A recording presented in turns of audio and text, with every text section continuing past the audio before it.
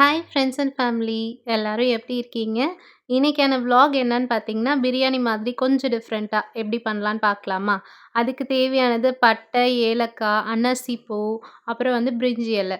இத வந்து கிரைண்ட் பண்ணி எடுத்துக்கங்க. அதுக்கப்புறம் கொஞ்சமா சோம்பு, கொஞ்சமா ஜீரகம், அப்புறம் வந்து மிளகு கொஞ்சம். இத ஆட் பண்ணி இதையும் கிரைண்ட் பண்ணி அதோட வச்சுக்கங்க. இந்த பவுடர ஒரு 2 ஆர் 3 வீக்ஸ் கூட நீங்க வந்து ஸ்டோர் பண்ணி யூஸ் பண்ணிக்கலாம். நான் வந்து சிக்கன் வந்து பிரஸ்ட் பீஸ் தான் யூஸ் பண்ணியிருக்கேன். நான் கொஞ்சமா 65க்கு ஃபர்ஸ்ட் ரெடி பண்ணி வச்சுக்கிறேன் மேக்னேட்க்கு. அதுக்கு என்ன எடுத்துக்கிறேன்னா, கர்டு கொஞ்சம், இஞ்சி பூண்டு கொஞ்சமா கிரைண்ட் பண்ணி எடுத்துக்கங்க. அதில 1 ஸ்பூன் கர்ட் ஆட் பண்ணிக்கிங்க. அப்புறம் சில்லி பவுடர் 1/2 ஸ்பூனு, அப்புறம் சால்ட் ஆட் பண்ணி அத கிரைண்ட் பண்ணி எடுத்துக்கிட்டு, அத மேக்னேட் பண்ணி தனியா வச்சுடுறேன். ஏன்னா இது மேக்னேட் ஆனா தானே நமக்கு வந்து ப்ரிப்பேர் பண்ண ஈஸியா இருக்கும் 65 பண்ண. ஸோ, அதனால மேக்னேட் பண்ணி அத ஓரமா வச்சுக்கிட்டேன். கொஞ்சம் கர்ட் இதில எக்ஸ்ட்ராவாயிட்டு, நீங்க வந்து கர்டு கொஞ்சம் கம்மி பண்ணிக்கிங்க. அப்புறம் பார்த்தீங்கன்னா, பிரியாணி மாதிரி பண்றோம்னோல்ல, அதுக்கு தேவையானது பார்த்தீங்கன்னா, கொஞ்சமா ஒரு 6 பீஸ் பூண்டு, ஒரு 6 பீஸ் இஞ்சி, அந்த வந்து ஆட் பண்ணி கிரைண்ட் பண்ணிக்கிங்க. அதுக்கப்புறம் வந்து நான் இதில வந்து சில்லி பவுடர் காரத்துக்கு எதுவுமே யூஸ் பண்ண போறதில்ல. பெப்பரும், கரம் மசாலா தான் யூஸ் பண்ண போறோம். ஸோ, அதனால ஒரு 3 கிரீன் சில்லி எடுத்திருக்கேன். நீங்க வந்து உங்களுக்கு தேவையான காரம் ஒரு 4, 5 கூட நீங்க சேர்த்துக்கலாம். அத வந்து கிரைண்ட் பண்ணிக்கிங்க. அப்புறம் வந்து மல்லி இலையும், மின்ட் லீஃபையும் வந்து நல்லா கழுவி, உங்களுக்கு நல்லா எவ்வளோ வாசனைக்கு தேவைப்படும்னு நீங்க நினைக்கிறீங்களோ, நெறையாவே நீங்க சேர்த்துக்கலாம் உங்க கிட்ட இருக்கிற அளவுக்கு. அத கிரைண்ட் பண்ணி தனியா எடுத்து வச்சுக்கங்க. இந்த பேஸ்ட்ட தனியா ஓரமா வச்சுருங்க. அப்புறம் ஆயில் விட்டுக்கங்க. ஸ்லைஸா பண்ண ஆனியன் ஒரு பெரிய பல்லாரியா நான் வந்து ஆட் பண்ணிக்கிட்டேன்.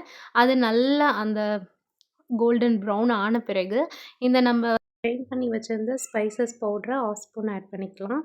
வச்சிருந்தோம்ல. ஸோ, அந்த பேஸ்ட்ட ஆட் பண்ணிக்கிங்க. தேவையான அளவு சால்ட்டு, அப்புறம் வந்து சிக்கனையும் கொஞ்சம் வாஷ் பண்ணி நான் வந்து வச்சிருந்த சிக்கன வந்து 2ஆ பிரிச்சுக்கிட்டேன். கொஞ்சம் 65க்கும், கொஞ்சம் வந்து இந்த பிரியாணிக்கும்.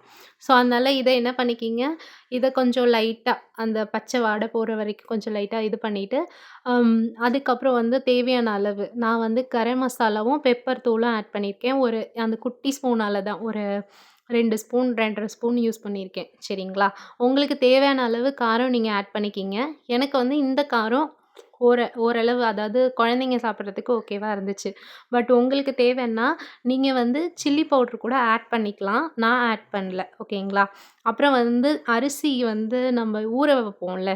ஸோ, அந்த தண்ணிய நல்லா அரிசிய ஒரு 4, 5 கழுவி தனியா ஊத்திட்டு, அந்த தண்ணிய கீழ ஊத்திட்டு, ஒரு 7ஆவதா இருக்கிற தண்ணிய எடுத்துக்கங்க. அத வந்து நீங்க போடுற அரிசி அளவுக்கு. இப்போ வந்து நம்ம 2 1/2 டம்ளர் 2 1/2 டம்ளர் அரிசி எடுக்கிறோம்னா, 4 1/2 டம்ளர் தண்ணி வச்சுக்கங்க. நான் அந்த மாதிரி தண்ணி எடுத்து வச்சிருந்தேன். ஸோ, அந்த தண்ணிய தான் யூஸ் பண்ணேன். ஏன்னா, அதுவும் டேஸ்ட்டா இருக்கும். அத ஆட் பண்ணி நல்லா அது பாயில் ஆன பிறகு அரிசிய ஆட் பண்ணிக்கிங்க. நான் சாதாரண சோனா மன்சூரி ரைஸ் தான் யூஸ் பண்ணியிருக்கேன். வேற எந்த ரைஸும் யூஸ் பண்ணல. பிரியாணி ரைஸ் அந்த மாதிரி யூஸ் பண்ணல. சப்போஸ் நீங்க பாஸ்மதியில ட்ரை பண்ணீங்கன்னா, கொஞ்சம் தண்ணி அளவ வந்து குறைச்சுக்கங்க. ஓகேங்களா? இது இந்த அரிசி போட்ட பிறகு கொஞ்சம் சால்ட்டு, உங்களுக்கான காரம்லாம் இருக்கா? எல்லாமே டெஸ்ட் பண்ணி பார்த்துக்கங்க. அதுக்கப்புறம் பார்த்தீங்கன்னா, நான் இந்த சைடு வந்து ஏர் ஃப்ரையர்ல வந்து சிக்கன் 65க்கு ரெடி பண்ண ஆரம்பிச்சுட்டேன். லைட்டா வந்து இது ஃபாயில் பேப்பர் வச்சுட்டு லைட்டா ஆயில் வந்து ஸ்ப்ரே பண்ணிட்டு மேக்னேட் பண்ணிட்டேன். நான் கொஞ்சம் கர்ட் எக்ஸ்ட்ராவா ஆட் பண்ண காரணத்தினால எனக்கு ரொம்ப அந்த இதாச்சு, ட்ரை ஆக கொஞ்சம் லேட் ஆச்சு. ஸோ, கர்ட வந்து கொஞ்சம் கம்மி பண்ணிக்கிட்டிங்கன்னா ஓகேவா இருக்கும். அப்புறம் இந்த சைட்ல இது கொஞ்சம் ரெடி ஆயிட்டு இருந்துச்சு.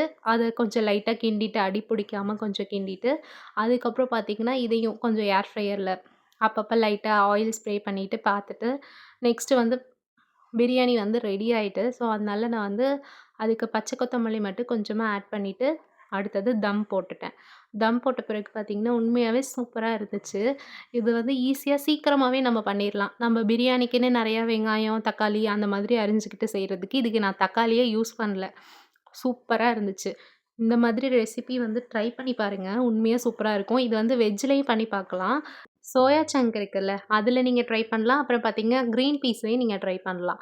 லஞ்சுக்கு சில டைம் நம்ம பிள்ளைங்க பிரியாணி மாதிரி கேட்கும்போது, இந்த மாதிரி ரெசிபி ட்ரை பண்ணி பாருங்க. ஈஸியா பண்ணிக்கலாம். குக்கர்ல நீங்க விட்டீங்கன்னா, ஒரு 1/2 அன் ஹவர்ல நீங்க பண்ணிக்கலாம். ஸோ இந்த மாதிரி ரெசிபிக்கு மறக்காம நம்ம சேனல சப்ஸ்கிரைப் பண்ணிக்கிங்க. சிம்பிள் சிம்பிள் ரெசிபி நான் போடுவேன். அப்புறம் வந்து நெறைய பேர் பார்க்குறீங்க. ஆனா சப்ஸ்கிரைப் பண்ணாம பார்க்குறீங்க. ஸோ சப்ஸ்கிரைப் பண்ணீங்கன்னா எனக்கும் கொஞ்சம் ஒரு எனர்ஜியா இருக்கும். சப்போர்ட் பண்ணுங்க. Thank you friends and family. Next வ்ளாக்ல பார்க்கலாம்.